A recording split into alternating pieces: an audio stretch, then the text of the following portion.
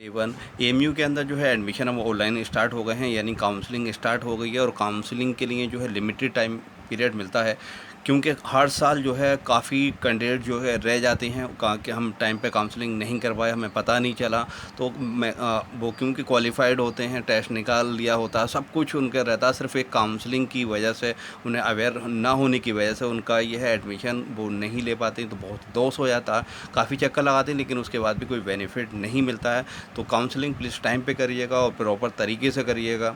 Okay, counselling का जो पूरा प्रोसेस है, पूरा जो सबमिट है वो भी पूरा आप करिएगा, क्योंकि बहुत से लोग पूरा सबमिट कर भी नहीं पाते और काउंसलिंग उन्होंने बीच में ही छोड़ देती हैं, तो वो ये समझते हैं कि हाँ काउंसलिंग हमने कंप्लीट कर दी, जबकि ऐसा नहीं होता है। जब फर्म लिस्ट आती है तो ये आप देख सकते हो, आपका यह है काउंसलिंग एडमिशन शेड्यूल 2024-25 तक। तो यहाँ से आप जो है अपना शेड्यूल देख सकते हो। तो ये आप अब यहाँ देखिए, आप यहाँ से अगर यहाँ देखना चाहते हो तो यहाँ से आप रिज़ल्ट देख सकते हो। यहाँ आपके काउंसलिंग शेड्यूल है और ये स्कूल के रिज़ल्ट हैं। तो काउंसलिंग का अगर हम ये देखें,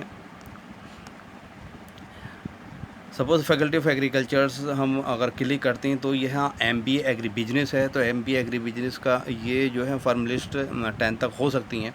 ओके, तो ये आपकी फर्म लिस्ट पर हमें क्लिक करना होगा। क्या है, हम इस पर क्लिक कर लेते हैं। ये हमारा डाउनलोड हो गया।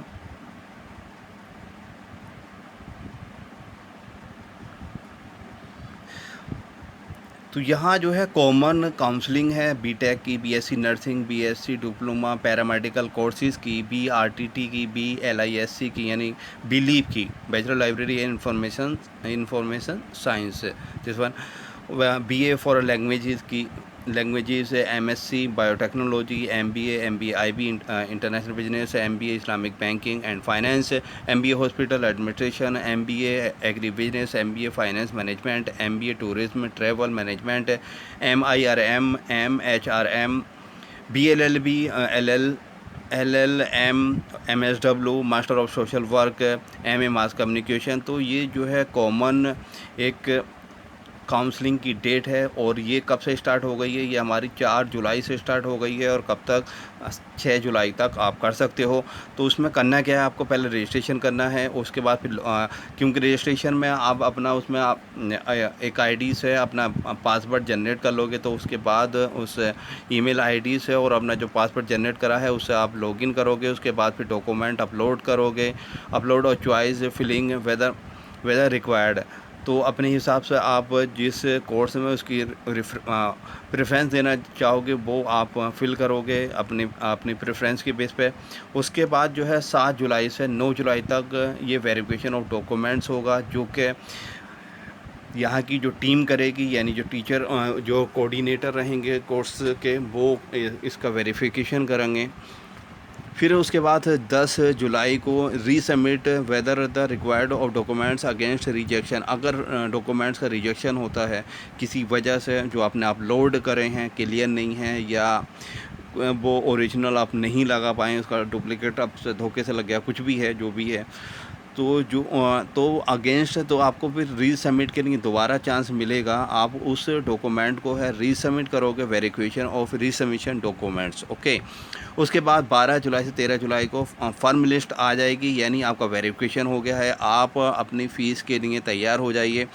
तो फ़ीस के लिए जो तैयार होंगे आप, तो वो 14 से 16 जुलाई तक आप फ़ीस को एक्सेप्ट कर सकते हैं। Acceptance of admission and payment of admission fee by the candidates on firm list first. जो फर्म लिस्ट के जो रोल नंबर्स आएंगे कि आप एलिजिबल हैं, आप फ़ीस जमा कर दिए, और एएमयू के अंदर जो है फ़ीस जमा करने का मतलब है आपका एडमिशन हो गया। ओके, अगर किसी वजह से आप नहीं कर पाते हो तो 17 में आपको ग्रेस के साथ यानी पेनल्टी के साथ ज़्यादा फ़ीस जमा करनी होगी। तब आप क्या है 17 जुलाई को आप फ़ीस जमा करोगे।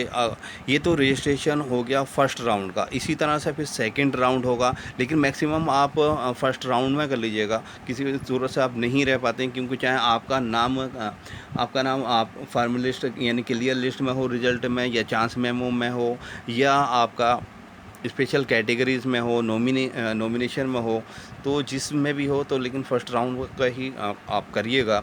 उसके बाद है सेकंड राउंड जो स्टार्ट हो जाता है वो आपका 18 जुलाई से 19 जुलाई तक रहता है। 18 से स्टार्ट हो जाएगा, फिर 19 तक आप करोगे तो वो सेम प्रोसेस रहेगा, रिपीटिशन रहेगा। फिर उसके बाद 20 से 21 जुलाई को वेरिफिकेशन रहेगा, फिर 22 जुलाई को रीसबमिशन करोगे, फिर 23 को वेरिफिकेशन ऑफ रीसबमिटेड डॉक्यूमेंट्स करोगे, 24 जुलाई को प्रिपरेशन एंड डिस्प्ले ऑफ फार्मलिस्ट 2 करोगे। ओके, 25 जुलाई से 26 जुलाई आपको फ़ीस एक्सेप्टेड करनी है, यानी फ़ीस जमा करनी है। 27 जुलाई को लेट पेमेंट के साथ यानी पेनल्टी के साथ आप पेमेंट करोगे फ़ीस अगर एडमिशन है तो। लेकिन ऐसा नौबत ना आए जो कि आपको पेनल्टी देनी पड़े, आप तो इसी राउंड में कर लीजिएगा। ओके, फिर थर्ड राउंड की बात करें तो थर्ड राउंड आपका 28 जुलाई से स्टार्ट हो जाएगा। इसमें रजिस्ट्रेशन 29 में देखिए कितना टाइम, यहाँ टाइम और कम मिल रहा है। फर्स्ट राउंड में कितना टाइम मिल रहा था, तो नहीं है, तो मैक्सिमम जितने भी कैंडिडेट्स हैं आप लोग फर्स्ट राउंड में कर लें तो बेहतर है।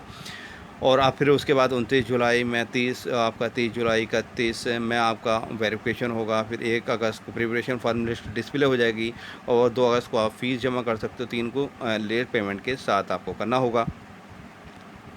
मेन पॉइंट अगर हम देखें नीचे, in case of non submission with in the stipulated time, अगर कोई कैंडिडेट जो है वो टाइम पर सबमिट नहीं कर पाता तो the candidate will forfeit his या her claim for admission in that round, तो वो क्लेम नहीं कर सकता इस राउंड में अगर नहीं करता। Candidates who have been rejected during verification due to eligible, अगर कैंडिडेट से एलिजिबल यानी रिजेक्टेड हो गया, उसका एलिजिबल रॉन्ग या इनकम्प्लीट अपलोडेड डॉक्यूमेंट्स, उन्होंने जो कंप्लीट अपलोडेड डॉक्यूमेंट्स एलिजिबल नहीं करे हैं, तो मैं भी resubmit the correct documents within the stipulated time if they wish to consider for admission. अगर वो एडमिशन लेना चाहता है तो वो रीसबमिट करेगा। रीसबमिट कौन सी उसमें करेगा वो आपकी डेट देख सकते हो।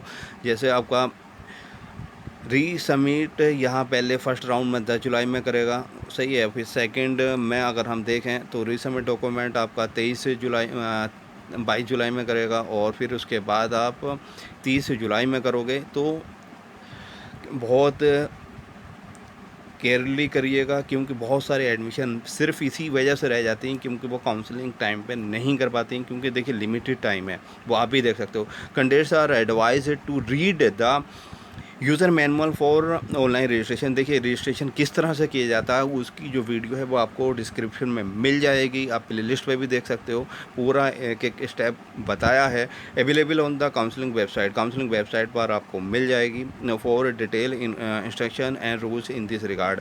तो आपको एक सिंपली एक वीडियो देख लीजिएगा वो जो कि डिस्क्रिप्शन में दे दी जाएगी आपकी। ओके, और मैनुअल, चलिए इसी में मैनुअल भी डिस्कस कर लेते हैं। ओके, ये तो हमने फैकल्टी ऑफ एग्रीकल्चर साइंसेस का था, लेकिन कॉमन है, सही है।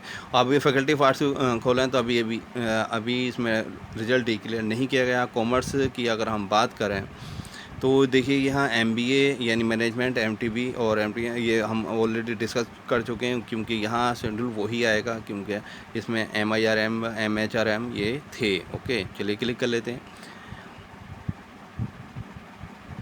तो आप देख सकते हो यहाँ ये आ गया MIRM MHRM। Okay, MBA। Faculty of engineering and technology की भी बात करें तो उसमें भी कॉमन है, बीटेक का उसमें मेंशन है। अब लाइफ साइंस की अगर देखें तो MSc बायोटेक्नोलॉजी भी उसमें मेंशन है, और यहाँ वहाँ BLLB और LLB मेंशन है ऑलरेडी, जो हमें अभी देखा था। और BA ऑनर फ्रेंच लैंग्वेजेस वाला वो भी इसमें दे रखा है। और आपका BSc नर्सिंग, BSc BRT ये भी ऑलरेडी उसी में है, क्योंकि कॉमन है, सही है। और MBA ये भी दिया हुआ है, और फैकल्टी ऑफ साइंस का भी रिजल्ट डिक्लेयर नहीं हुआ है। और MSW bachelor of library information science है, मास कम्युनिकेशन का कॉमन ही है। थियोलॉजी की अगर हम बात करें तो थियोलॉजी का रिजल्ट नहीं है, यूनानी का भी नहीं आया है। और ये आपका इसका शेड्यूल अलग है, सही है। स्कूल का जो है अलग है, स्कूल का उसमें डिस्कस नहीं था, और ये प्रोफेशनल कोर्सेज़ का, तो उसके लिए अब हम जो है काउंसलिंग वाले मैनुअल पे पहुंचते हैं। तो यहाँ देख सकते हो आप, ये है आपका online counselling and admission portal. Okay, तो यहाँ चलिए हम क्लिक कर लेते हैं। ये कंट्रोल की ही वेबसाइट है, सही है। जैसे ही आप नीचे को स्क्रॉल करोगे तो यहाँ एडमिशन और ये फीचर्स हैं, तो यहाँ दिया हुआ है आपका। ओके, तो यहाँ आपका ये दिया हुआ है online counselling. Online counselling and admission portal, इसे हम खोल लेते हैं, क्लिक कर लेते हैं।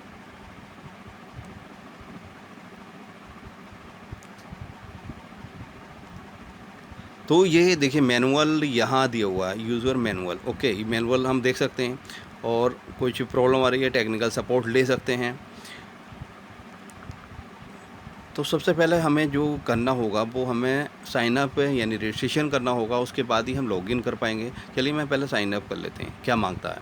ओके, तो साइन अप में अब जैसे जिसे रजिस्ट्रेशन आप कहोगे तो ये रजिस्ट्रेशन है, सही है। तो क्या है आपका रोल नंबर, जो आपने आपका क्या रोल नंबर है, दैन उसके बाद एप्लीकेशन नंबर, उसके बाद date of birth, date of birth के बाद और enter using calendar utility given in the box. Okay, उसके बाद क्या है आप सबमिट कर दोगे। सबमिट के बाद फिर आप लॉगिन पा जाओगे, काय पा जाओगे, लॉगिन पा जाओगे। तो मैं लॉगिन वाला क्लिक कर लेता हूँ, सही है। लॉगिन जैसे मैंने क्लिक किया तो देखिए लॉगिन तो के लिए अब हमें करना क्या है, ईमेल डालना होगा। ओके, ईमेल के बाद हमें पासवर्ड डालना होगा, तब हम लॉगिन कर पाएंगे। ये तो क्योंकि मेरे पास अभी रोल नंबर नहीं है, लेकिन ऑलरेडी ये वीडियो किस तरह से हम काउंसलिंग करते हैं वो पूरा प्रोसेस है उसमें, और पूरा चॉइस वगैरह सब पूरा आपको मिलेगा डिस्क्रिप्शन में। चलिए हम अब मैनुअल देख लेते हैं। ओके, मैनुअल मैं डाउनलोड कर लेता हूँ।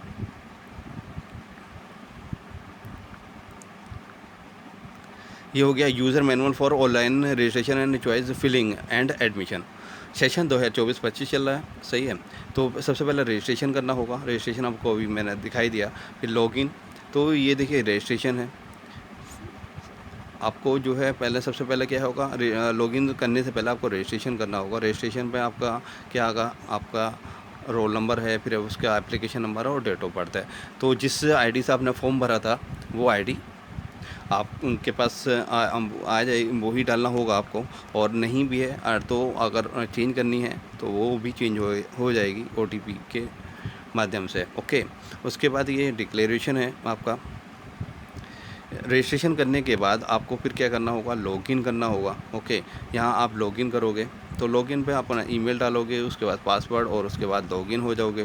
लॉगिन आफ्टर लॉगिन होने के बाद आपको ईमेल जो है वेरिफिकेशन करना पड़ेगा। ईमेल वेरिफिकेशन होगा, फिर मोबाइल नंबर वेरिफिकेशन होगा कि आप ही कर रहे हो या कोई और है कैंडिडेट है। फिर ओटीपी जाएगा आपके ईमेल पर, और इसी तरह से आपकी मोबाइल पे ओटीपी जाएगा, उसका फिर आपको यहाँ डालना होगा। दैन उसके बाद ये I am not a robot लिखा होगा, तो यहाँ आपको क्लिक करना होगा। ओके, राइट का ऑफिस के बाद यहाँ रजिस्ट्रेशन पे क्लिक करना होगा। फिर उसके बाद आप यहाँ फिर आप लॉगिन होगे, साइन अप करोगे या साइन इन करोगे या लॉगिन करोगे, ईमेल डालोगे और उसके बाद पासवर्ड डालोगे। यहाँ फिर आप लॉगिन अपना कर लोगे। तो इस तरह का आपका कैप्चर खुलेगा लॉगिन होने के बाद, ये आप इस तरह सबमिट कर सकते हो। फिर जो रहेगा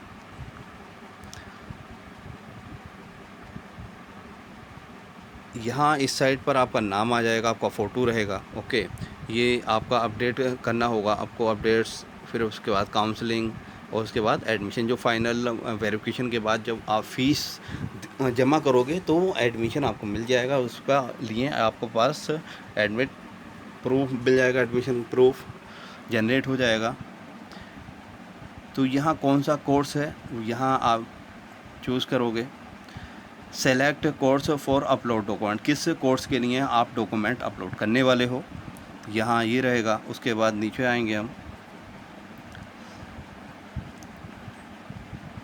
तो 1 बाई 1 पहले से आप जो है डेस्कटॉप पे या मोबाइल पर आप डॉक्यूमेंट्स बना के रखिएगा, जिसमें फ़ोटो है, सिग्नेचर स्कैन करवा के रख लीजिएगा। हाई स्कूल की मार्कशीट है, वो आपकी एडमिशन की प्रोसेस पे रहेगा। आप अगर पीएचडी में लेना चाहते हैं तो एमए तक की मार्कशीट आपको करनी होगी, और अगर एमए में लेना चाहते हैं तो हाई ग्रेजुएशन तक, और बीए में लेना चाहते हैं तो 10th 12th मार्कशीट, और आपकी जो स्पेशल कैटेगरी है वो तो लगानी होगी। तो देखिए आपको पहले फ़ोटो के बाद सिग्नेचर के बाद हाई स्कूल की मार्कशीट, हाई स्कूल के बाद ये क्वालिफाइंग का आप पे डिपेंड करेगा, क्योंकि आपका क्वालिफाइंग कोर्स जो भी है, आपका जो क्वालिफाइंग क्या है उस कोर्स का। ओके, ग्रेजुएशन है, फिर मास्टर की है, अदर्स है, बीसी है, बीसी, और ये आपका सीए कैटेगरी आ गया और डीएस कैटेगरी आ गया।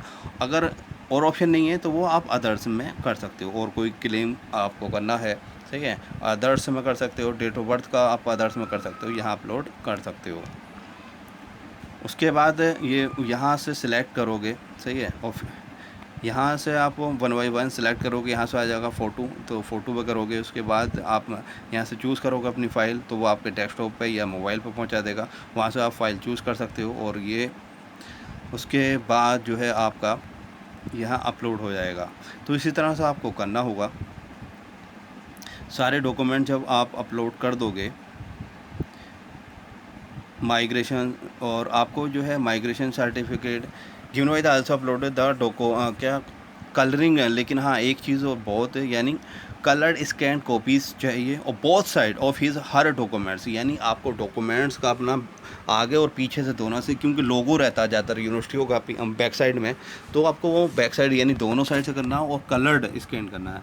माइग्रेशन सर्टिफिकेट है, marksheet of other examination passed, no objection certificate, leave section order, any other relevant documents, a gate certificate for admission to MTech program, the permission file formatted for uploading photo and signature हैं, और आपके photo हैं वो JPEG या BMB में होने चाहिए, while permissible format for uploading documents PDF, JPG और JPEG। ओके,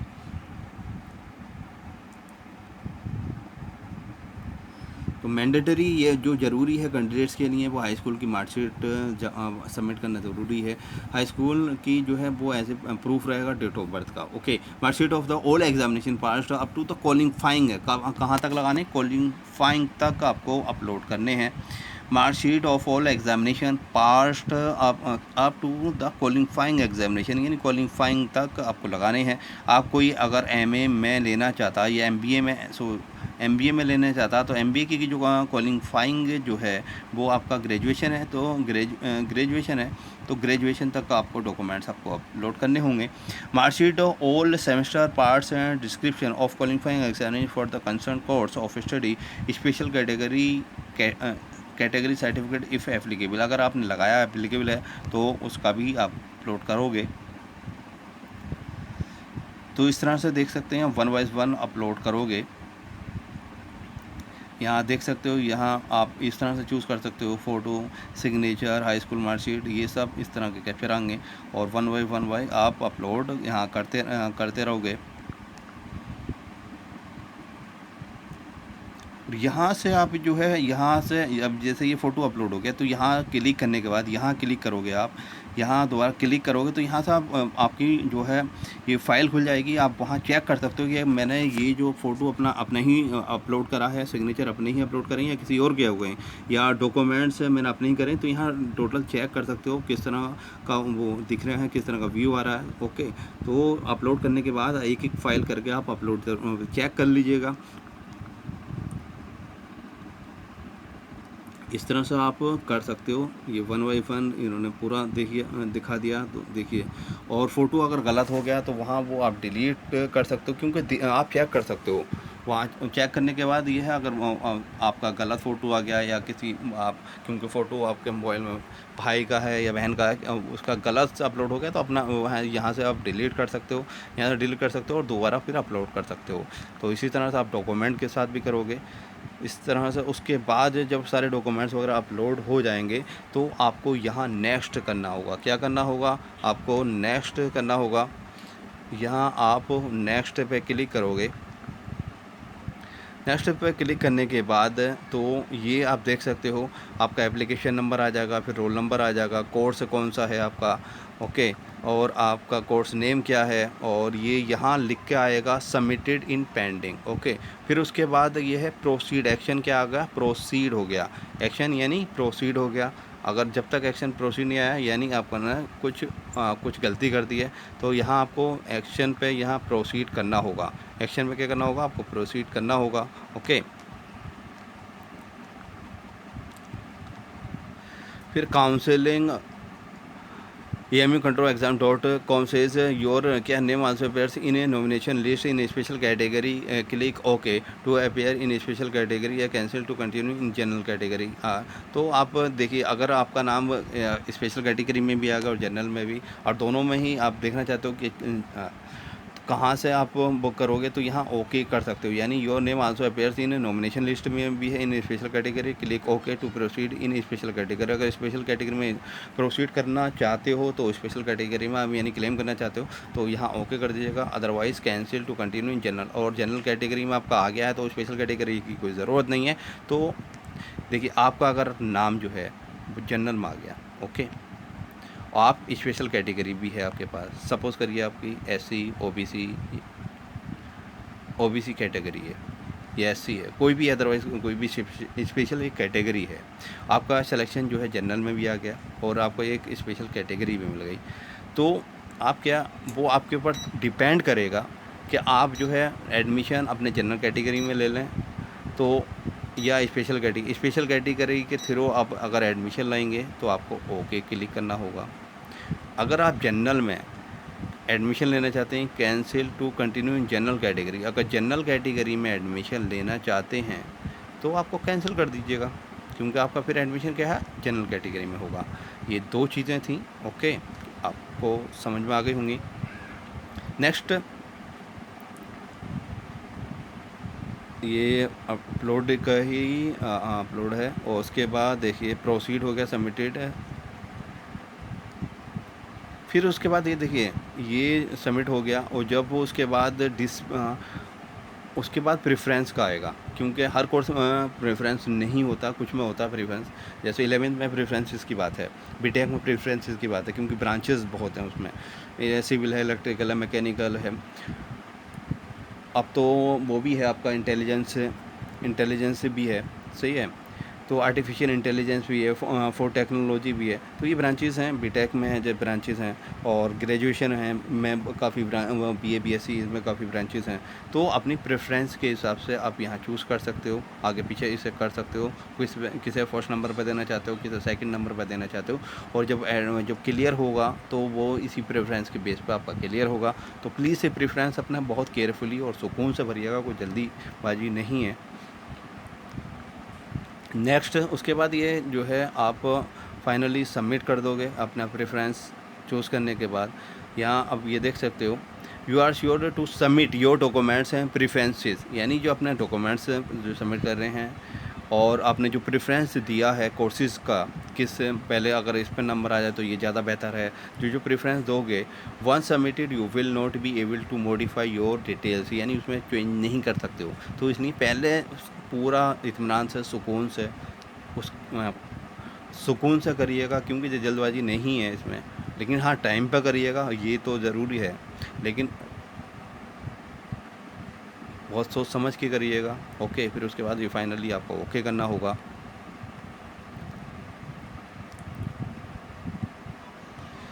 और ये उसके बाद जो है काउंसलिंग डेस्कटॉप जो खुलेगा वो इस तरह से खुलेगा, सही है।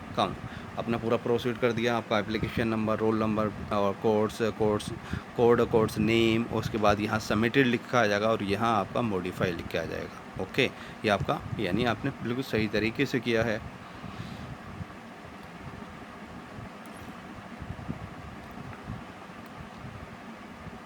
उसके बाद आपका जो है, यहाँ देखिए, यहाँ आपका नाम आएगा। ओके,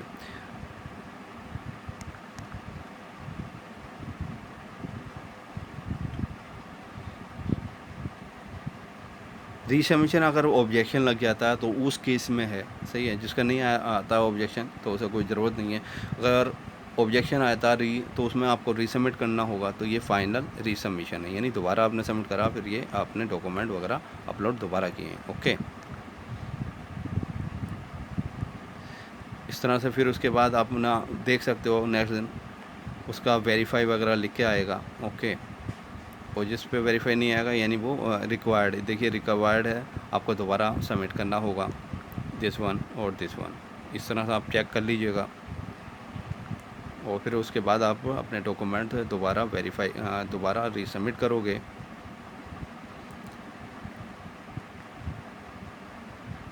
फिर उसके बाद आपका जो है रीसबमिट करने के बाद ये मॉडिफाई यानी आपका डिस्प्ले लिस्ट आउट होने के बाद आपको यह मेक अ पेमेंट, उसके बाद पेमेंट करना होगा। अब जिस कोर्स में आप, क्योंकि एक से ज़्यादा कोर्सेज में आप क्योंकि रिज़ल्ट आपका सिलेक्शन हुआ होगा एक से ज़्यादा कोर्सेज़ में, तो यहाँ इसी तरह से आपका नाम आ जाएगा। अब फिर वहाँ आपका प्रेफरेंस रहेगा एक तो कोर्स का, और दूसरा ये आपका कोर्स भी एक प्रेफरेंस रहेगा किस कोर्स में लूँ। तो जिस कोर्स में आप लेना चाहते हैं, क्योंकि एक कैंडिडेट का कई कोर्सों में नाम आता है, सही, जैसे ग्रेजुएशन में ही है तो ग्रेजुएशन में वो 5-6 फॉर्म भरता ही है कैंडिडेट, तो उसमें अगर 5-6 3-4 में आ गया तो उसमें फिर कैंडिडेट की चॉइस रहेगी किस कोर्स में, तो उसी कोर्स में आप पेमेंट करोगे जिसमें आप एडमिशन लेना चाहते हो। और एडमिशन यानी फ़ीस जिसकी पेमेंट हो गई, समझ लीजिए आपका एडमिशन हो गया।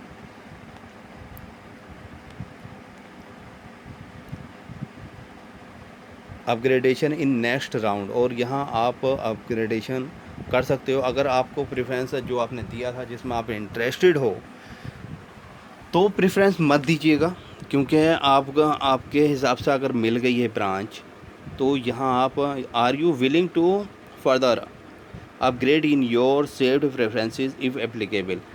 अगर आपकी प्रेफरेंस के हिसाब से अगर मिल गई है ब्रांच और कोर्स तो आपको यहाँ नो करना होगा।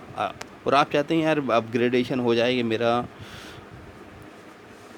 प्रेफरेंस नहीं था, मुझे मिल नहीं पाया, तो उसमें आप येस कर दीजिएगा और फिर आपको सबमिट कर दीजिएगा। ओके, तो ध्यान रखिएगा, अगर आपको अपनी ही प्रेफरेंस मिल गई है तो आपको नो करना होगा, अगर नहीं मिल पाई है तो अपग्रेडेशन यानी अपग्रेड होके वो हो सकता है आपको आपकी अपनी वाली अपग्रेडेशन मिल जाए, कोर्स मिल जाए, ओके, ब्रांच मिल जाए।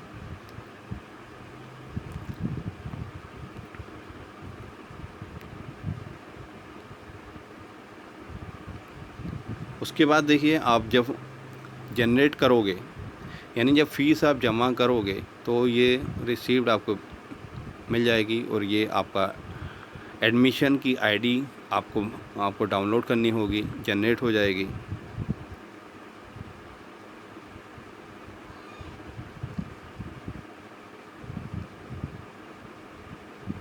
ये आपका एडमिशन कार्ड बन गया, जनरल एडमिशन कार्ड। ओके, ये डाउनलोड कर लीजिएगा और इसकी फ़ोटोकॉपी भी आपको जमा करनी होगी जब फ़िज़िकल वेरिफिकेशन होगा, अभी नहीं, लेकिन उसमें जब फ़िज़िकल वेरिफिकेशन होगा तो उसमें ओरिजिनल आपको डॉक्यूमेंट्स भी आपको सबमिट करने होंगे, उसका नोटिफाई बाद में होगा।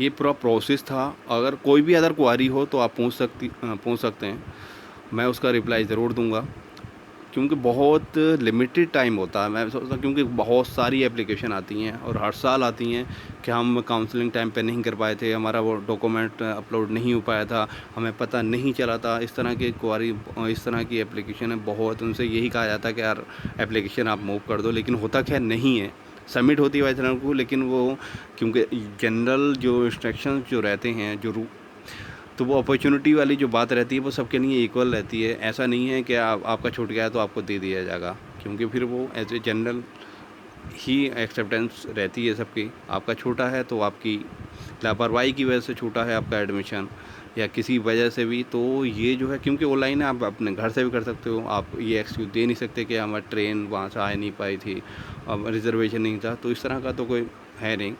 तो आपको ऑनलाइन ही करनी है, आपने अपने एरिया में ही करवा सकते हैं अपने, और इवन यहाँ आप अपने मोबाइल से भी कर सकते हो। ओके, कोई भी क्वेरी हो आप पूछ सकती हैं, और इसकी जो है वीडियो जो है मैं किस तरह से काउंसलिंग की जाती है उसकी भी डिस्क्रिप्शन अलग से दे दूँगा, उसमें पूरा काउंसलिंग का पूरा प्रोसेस बताया है। Thank you for watching this video.